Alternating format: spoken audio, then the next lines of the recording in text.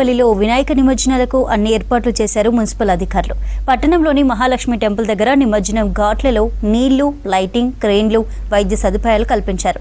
3 షిఫ్టుల్లో దాదాపు 50 మంది మున్సిపల్ సిబ్బంది, 150 మంది పోలీస్ సిబ్బంది ఇక్కడ నిమజ్జనం విధులు నిర్వహిస్తున్నారు. పట్టణంలోని దాదాపు 200 వినాయకులు నిమజ్జనం జరుగుతున్నట్టు తెలిపారు అధికారులు.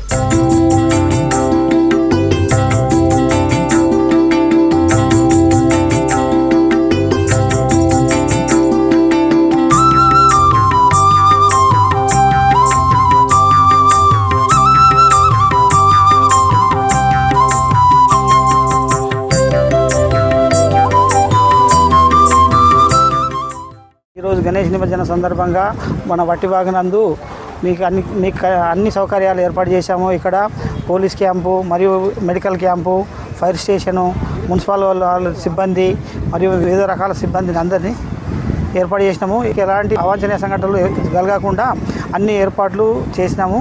మున్సిపల్ నుంచి దాదాపు ఒక 50 మంది స్టాఫ్ని 3 షిఫ్ట్లుగా ఏర్పాటు చేసినాము. ఇక్కడ గజాయితగాలను ఏర్పాటు చేసినాము.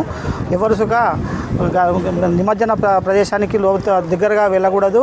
అందరూ మీ పిల్లల్ని జాగ్రత్త చూసుకొని ఈ నిమజ్జన ఏర్పాట్లను సద్వినియోగం చేసుకోగలరని కోరుచున్నాము. 2 పెద్ద క్రేన్లు, 1 చిన్న క్రేన్ వాళ్ళతోని చిన్న గణపతులన్నీ అక్కడ అటు సైడ్ లాస్ట్ సైడ్ వేసినాము.